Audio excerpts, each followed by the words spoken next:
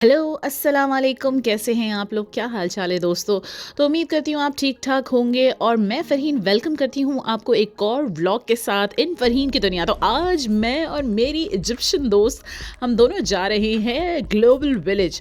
Global village जो है एक मल्टीकल्चरल फेस्टिवल पार्क है जहाँ पे हर किस्म का आपको एंटरटेनमेंट मिलेगा और ये दुबई में लोकेटेड है। शारजाह से ग्लोबल विलेज का रास्ता तकरीबन जो है 30 टू 40 मिनट्स का है अगर कोई ट्रैफिक नहीं है, और अगर थोड़ा बहुत ट्रैफिक मिला आपको तो आप समझ लें कि आराम से जो है 50 मिनट्स तक भी लग सकता है। लेकिन अल्हम्दुलिल्लाह हमें कोई ट्रैफिक नहीं मिला।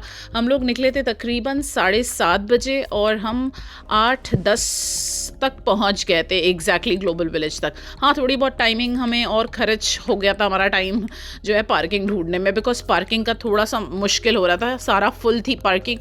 दुबई में जब भी आप वीकेंड्स में कहीं निकलते हैं तो आपको ये चीज़ ज़रूर फेस करनी होती है कि हाँ, कभी-कभी पार्किंग का मसला हो सकता है, लेकिन हम अल्हम्दुलिल्लाह अल्लाह का शुक्र है हमें पार्किंग मिल गई थी, बिकॉज़ ग्लोबल विलेज की ही पार्किंग बहुत बड़ी थी। तो थोड़ा-सा हमें मतलब दूसरे बिकॉज़ उनके भी पार्किंग्स के एरियाज़ थे, ठीक है। तो थोड़ी-सी दूर हमें मिली ग्लोबल विलेज से, लेकिन कोई मुश्किल नहीं हुई। फाइनली अल्हम्दुलिल्लाह वी गॉट द पार्किंग और यहाँ हम पहुँच चुके हैं ग्लोबल विलेज। और इसके बाद फिर हम दोनों ही बड़े एक्साइटेड थे बिकॉज़ हमने खाने की लिस्ट बना रखी थी। हमने ये सोच के गए थे कि हमें ये खाना है, हमें वो खाना है, बिकॉज़ हमने ग्लोबल विलेज जाने से पहले हमने जो है टिकटॉक के बहुत सारे वीडियोज़ जो है देखे थे जिसमें लिस्ट ऑफ डिफरेंट डिफरेंट चीज़ें बताई थी, जो इन्फ्लुएंसर्स होते हैं कि ये अच्छा है, वो अच्छा है, तो हमने भी अच्छे से जो है लिस्ट बना रखी थी। अच्छा भाई और बहनों, आजकल ना मौसम दुबई का बड़ा अच्छा हो रहा है। सच बताऊं, मतलब जब इतना अच्छा मौसम होता है ना तो आपके घूमने का जो मज़ा है ना वो बिल्कुल 4 गुना हो जाता है। और ऊपर से हसीन चांद सामने मुझे नज़र आ रहा था, तो बिल्कुल ललला टाइप का मौसम हो रहा था एक्चुअली। जो मैं गाना गाती हूँ ललला। तो बस हम लोग जो है यहाँ पे पहुँच चुके थे और थोड़ा सा हमने जो है पार्किंग करी और उसके बाद आराम से हम ग्लोबल विलेज की तरफ जाने लगे, जो मेन एंट्रेंस है जो आपको दिख रहा है। इस दफ़ा इन लोगों ने ग्लोबल विलेज का एंट्रेंस का डिज़ाइन मुझे थोड़ा सा फ़र्क लग रही थी, तो आई एम श्योर कि they have made certain changes and it looked so nice.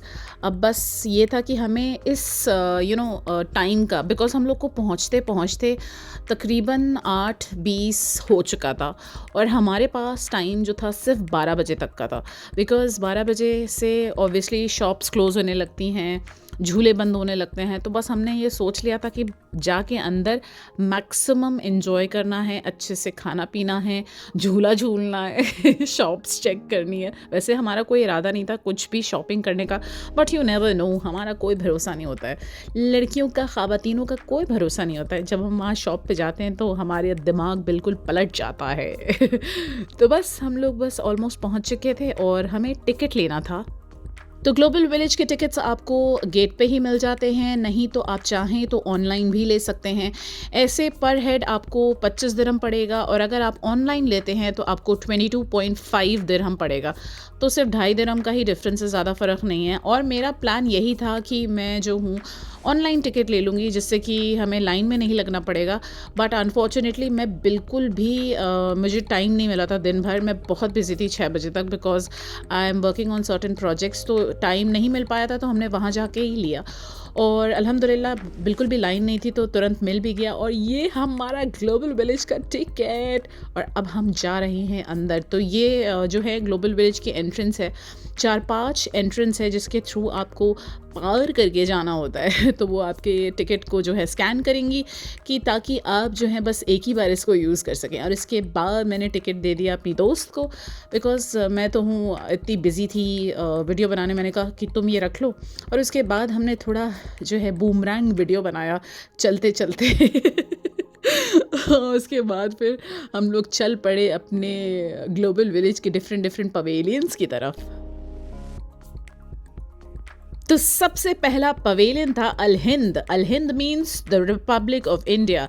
तो सबसे पहले हम इंडियन पवेलियन में एंटर हुए, जो कि सबसे मतलब शुरुआत में ही था। जैसे ही हम एंटर हुए उसी में लेफ़्ट साइड में आप देख सकते हैं कि इंडियन पवेलियन था। तो यहाँ पे हम बिल्कुल एंटर हो गए, और मेरी जो दोस्त थी उसका पहले ही उसने मुझे बोल दिया था कि फ़रीन मुझे गोलगप्पे खाना है, बिकॉज़ उसने गोलगप्पे खाए हैं और उसे बहुत ज़्यादा पसंद है, और ये अच्छा खासा स्पाइसी फूड खाती है। She is a big fan of spicy food, Indian spicy food.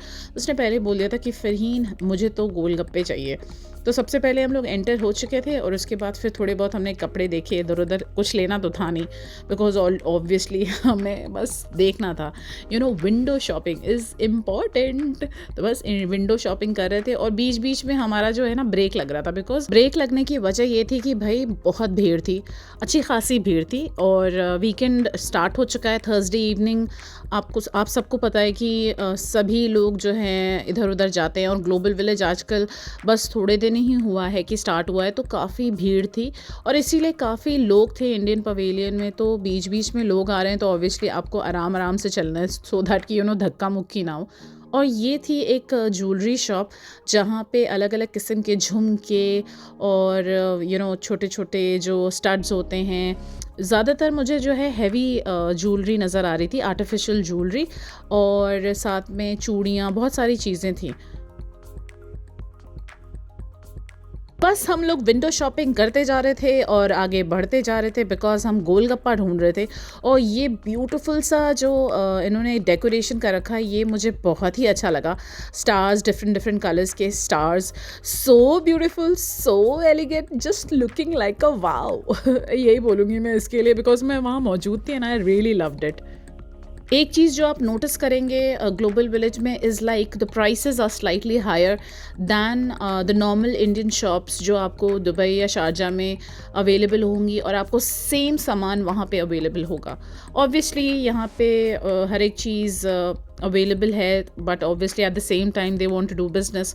तो हाँ, प्राइसेस थोड़े से हाई होते हैं, चाहे वो कपड़े हों, शूज़ हों, ज्वेलरी हो, और या तो वो खाना हो। अभी मैं आपको आगे बताऊंगी गोलगप्पे का प्राइस, तो आप लोग हैरान हो जाएंगे।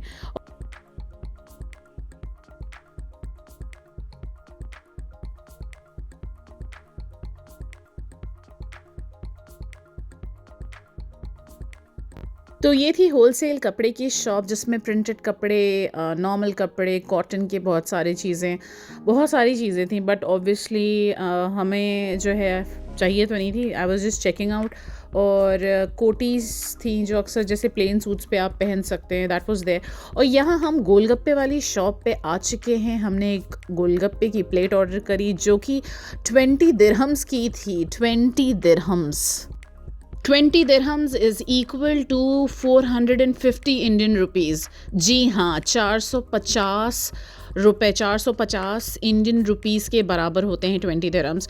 और बहुत ज़्यादा मुझे महंगे लगे, बिकॉज़ नॉर्मली आई गेस जितना मुझे याद है 10 दिरहम्स के होते हैं जो गोलगप्पे के प्लेट्स होती हैं। अगर हम किसी नॉर्मल शॉप पे जाते हैं तो 10 दिरहम्स, 9 दिरहम्स की होती हैं, which is like okay. But 20 dirhams तो मुझे बहुत महंगे लगे, और इतने क्रंची भी नहीं थे, बट हम कुछ कह नहीं सकते, बिकॉज ऑब्वियसली ये सारी जगहों पे, जैसे कि मैंने आप लोग को बताया कि हर एक चीज़ का आपको प्राइस डिफरेंस पता लगेगा जब आप किसी नॉर्मल शॉप पे जाते हैं दुबई या शारजा में, और जब आप यहाँ पे आप you come here and you eat different kinds of cuisines, या अलग अलग किस्म के आप कपड़े वगैरह लें, तो भी आपको महंगा लगेगा। बिकॉज मैं एक दफ़ा यहाँ से कफ्तान ले चुकी हूँ ग्लोबल विलेज से, बहुत पहले, आई थिंक 2019 में मैंने यहाँ से कफ्तान लिया था, and that was also like almost मुझे 175 दिरहम्स का एक कफ्तान मिला था। तो that was long time back, और अब तो मैं यहाँ से शॉपिंग वगैरह नहीं करती हूँ, बट हम आते हैं, कुछ अगर अच्छा लग गया, देयर सो मेनी थिंग्स जो आपको यहाँ पे अच्छी मिल जाती है, तो आप बिल्कुल चेक कर सकते हैं। बट आई वुड सजेस्ट कि प्राइस को हमेशा ध्यान में रखते हुए देखें, कि एक्सेप्शनली हाई प्राइस हो तो there is no need to take it. और यहाँ हम लोग आगे बढ़ चुके थे, और यहाँ ये बच्चों का खिलौने पे मेरी नज़र गई। मैंने सोचा कि उससे बोलूँ कि भाई मुझे एक दे दो, और मैं इसका वीडियो बनाऊँगी, फिर मुझे लगा रहने दो यार। दोस्तों ये हमारा इंडियन पवेलियन का विज़िट था और इसके बाद भी हम लोग अलग-अलग पवेलियंस में गए, जो कि मैं आपको आगे के ग्लोबल विलेज के आगे के व्लॉग्स में दिखाऊँगी बिकॉज़ ये व्लॉग बहुत लंबा हो जाता। तो मैंने सोचा कि इस व्लॉग को मैं 2 से 3 हिस्से में कर दूँ ताकि व्लॉग्स बहुत लंबे ना हों, ठीक है? तो अभी आगे मुझे देखते रहिएगा, आगे के व्लॉग्स के मैं पार्ट्स डेली डालने की कोशिश करूँगी बिकॉज़ मैंने रिकॉर्डिंग सब कर ली, एडिटिंग एंड वॉइस ओवर करके आप सभी को दिखाऊंगी कि मैं कहाँ-कहाँ और गई। तो फ़िलहाल के लिए अभी ये वाला व्लॉग मैं यहीं फ़िनिश करती हूँ। उम्मीद करती हूँ आपको पसंद आया होगा। बहुत जल्द नेक्स्ट व्लॉग में मुलाकात होगी। मुझे सुनते रहें, मुझे देखते रहें ओनली ऑन फ़रहीन की दुनिया। खुदा हाफ़िज़, बाय, टेक केयर।